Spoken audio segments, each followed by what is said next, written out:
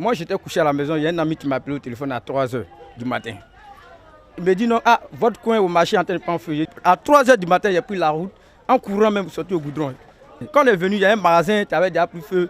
Il y avait une bouteille de gaz dedans. Mais le fait qu'on va éteindre le feu, la bouteille s'est explosée. On prenait les seaux pour éteindre le feu. Le feu a ravagé une vingtaine de magasins au grand marché de Port-Bouët, faisant des dégâts matériels mais aucune perte en vie humaine. Pour l'heure, l'origine de l'incendie n'est pas déterminée. Les témoins émettent tout de même des hypothèses. Après le constat, des gens parlaient, c'est les 4 coupures de courant. Le courant s'est coupé 4 fois. Ça a tenu à l'image du courant maintenant que le marché a pris feu. Il y avait une coupure d'électricité à 22 h. Et puis l'électricité est venue aux environs de 3 h. Donc on ne sait pas si c'est la venue de l'électricité qui a créé ce court-circuit ou on ne sait pas encore si ce sont des actes de vandalisme. Le feu est maîtrisé par les sapeurs-pompiers militaires et les personnes de bonne volonté. Ce sont plus de 40 mètres carrés partis en fumée. Les victimes, elles, appellent à l'aide. Des balles, des pantalons, les habits des femmes, ils vendent tout ici. Je suis venu, j'ai trouvé que ma marchandise a tout brûlé. Des vêtements, des chaussures et tout, des costumes même. J'ai tout perdu. Je n'ai pas pu récupérer quelque chose parce que je ne suis pas arrivé à temps. Le premier magistrat de la commune, rendu sur place un peu plus tôt, apporte son réconfort aux sinistrés. Des évaluations sont en cours pour estimer la valeur et l'étendue des dégâts. Nous avons fait le recensement des propriétaires des magasins et le recensement effectivement des magasins. Et en plus de ça, nous avons circonscrit la zone et nous avons lancé une enquête pour comprendre un peu ce qui a causé cela. En juin 2019, une partie du marché central de Port-Bouët avait été incendiée. Plusieurs magasins réduits en cendres, faisant des dégâts, toujours sans perte en vie humaine. Les acteurs de la mise en œuvre du PAGEF, projet d'appui à la gestion économique et financière, réfléchissent à l'élaboration d'un plan d'ajustement structurel pour atteindre leurs objectifs.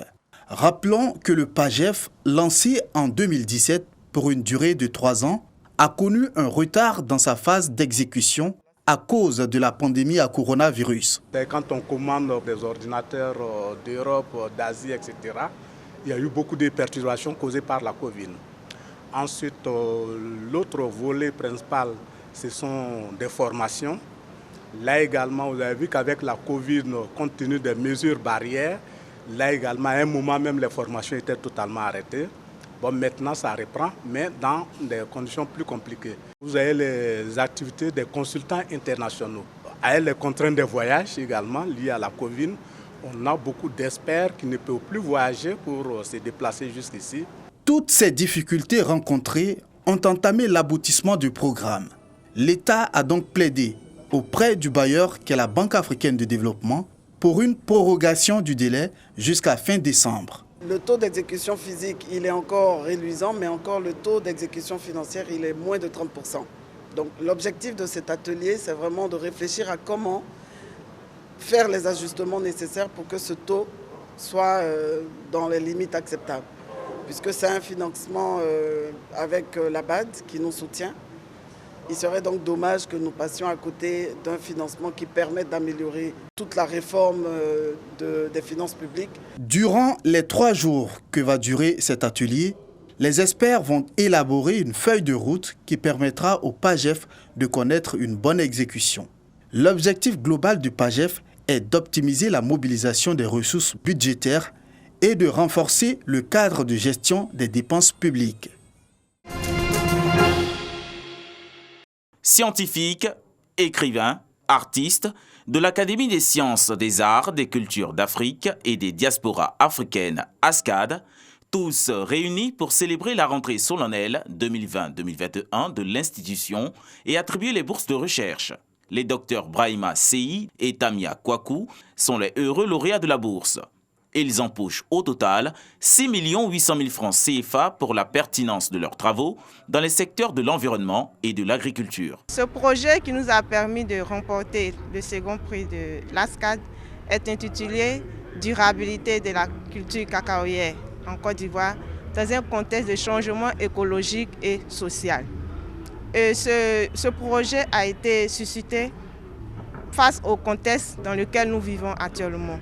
Et ce contexte concerne le changement climatique, mais aussi la rareté de la rente forestière qui était vraiment le précédent culturel de la cacaoculture en Côte d'Ivoire. L'ASCAD, fidèle à sa mission de faire rayonner les cultures et les arts, a honoré les œuvres des artistes Baïs Pinto, Feu Rosemary Guiraud et du professeur Adepo Yapo.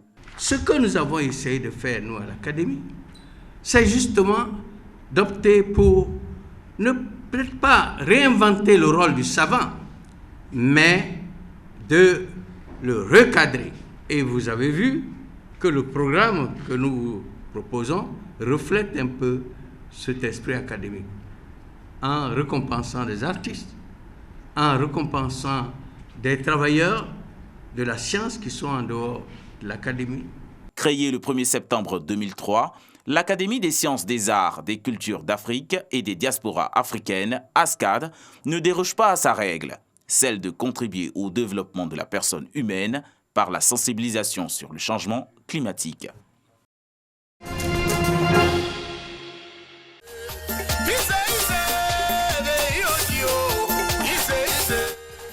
Le ministre Eugène Aka Aoulé, président du Conseil régional du Sud Comoé, et la population d'Aboisseau en phase et en parfaite communion avec les humoristes sur scène.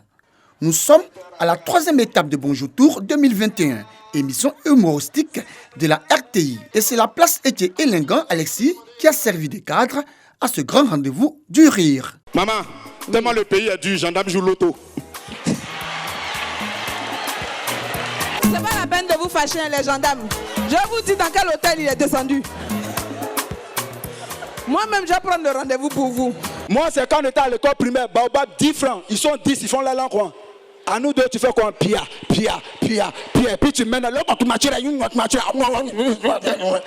Mais on n'est jamais tombé malade. Corona, tu as quoi avec nous maintenant?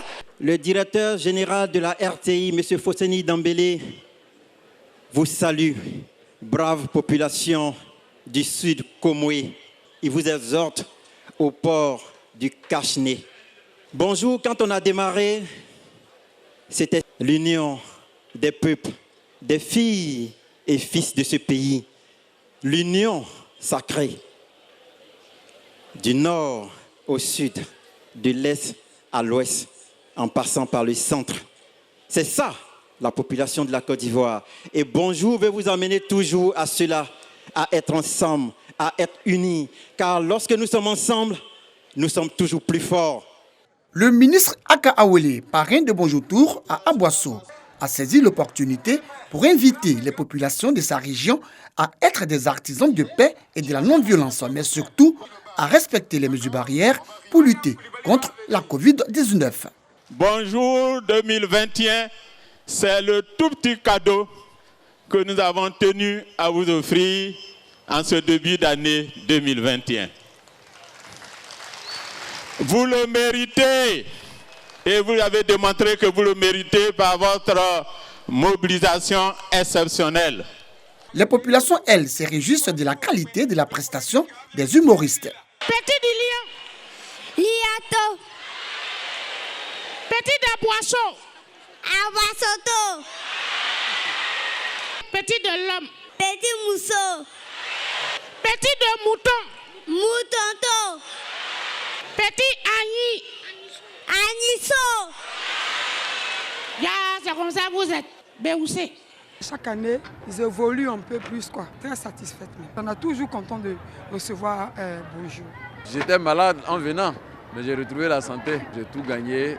Je suis très content de la venue des humoristes. J'ai vraiment apprécié, c'est intéressant, c'est l'humour, ça remet de la joie dans nos cœurs. Je suis fière de mon ministre et puis ça fait plaisir aussi d'être de la région. Après Aboisseau, l'équipe de l'émission Bonjour s'est rendue le lendemain à Tiassalé pour une autre étape de cette émission humoristique à succès de la RTI.